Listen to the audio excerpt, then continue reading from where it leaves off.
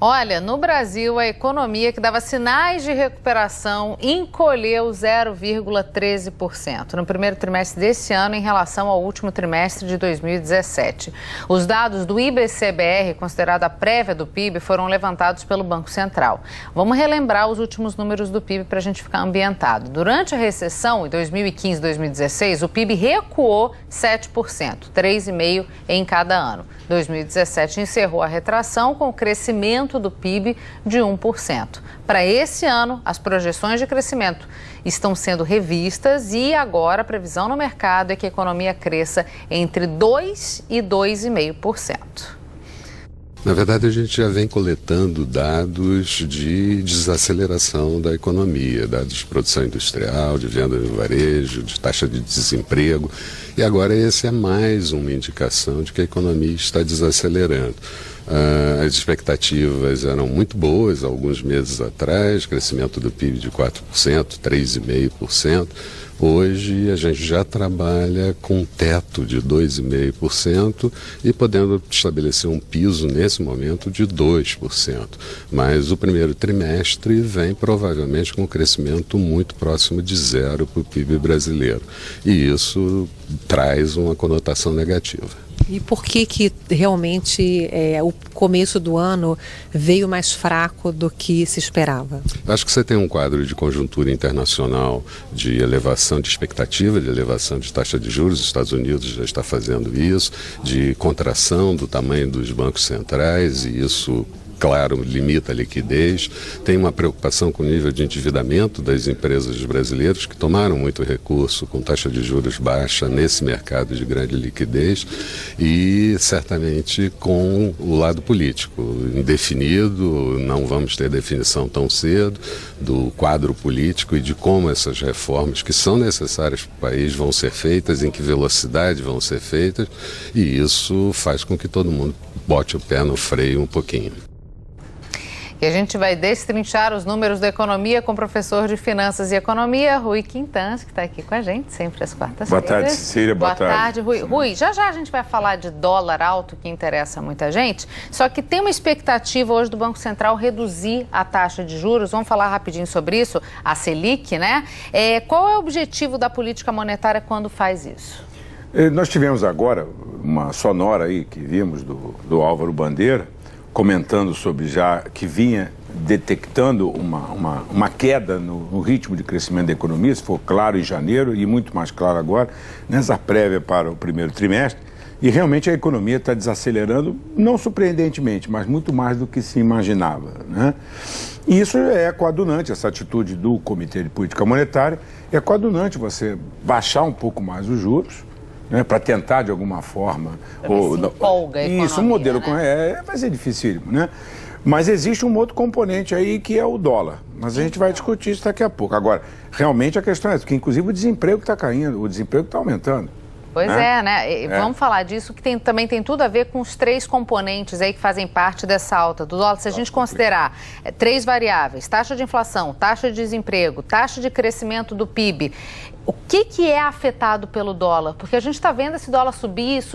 Muita gente pensa no próprio bolso, no impacto que vai ter numa viagem. Sim. Mas isso pode ter um impacto muito maior na economia, né? Pois é, Cecília. Um dos problemas do financiamento externo é exatamente pensar-se no consumo, né? Ou seja, o dólar vai ficar mais caro e tal. Isso é irrelevante. A questão pior, ela afeta as duas variáveis, tanto o desemprego quanto o crescimento do PIB. A inflação em si, eu fiz uma conta aí de quitanda, por favor, os quitandeiros não me processem, por favor, por ofensa, né? Mas uma conta de quitanda, uma análise de regressão, o impacto do dólar no IPCA, por exemplo, é da ordem de 30%. Tá? Dos últimos 24 meses. Então não é tão forte assim na variação, né? A questão principal é, com o dólar caro, nós pioramos a nossa situação do ponto de vista de crescimento, né? E principalmente o desemprego, porque se você não cresce, porque você não investe, consequentemente você não gera emprego. Agora, para a inflação em si, o efeito hoje do dólar é muito pequeno mesmo. Porque tem tudo a ver com tudo que a gente vem falando das últimas participações suas aqui, com investimento, né? A palavra investimento tem tudo a ver, poupança tem tudo a ver. Isso é importante porque a inflação reflete exatamente a economia parando, né? Uma economia e você, inclusive, fez 2 gráficos para a gente entender, né? O caminho. Vamos ver aqui a primeira arte para você explicar para a gente taxa de desemprego e o que isso aí tem a ver com a alta do dólar. Olha lá, vivemos em 2017 um crescimento de 1%, você mostrou ainda agora, não foi? Ótimo. Observa que o desemprego vem caindo, né, ao longo, essa é uma conta feita com trimestres móveis, tá? E o primeiro trimestre de 2017 ali é janeiro, fevereiro e março de 2017. O terceiro trimestre ali, de 2017, é ele mesmo, é o terceiro trimestre mesmo, né? O desemprego atingiu o seu menor patamar. E observa que dali para frente a coisa começou a desandar um pouco em termos de desemprego.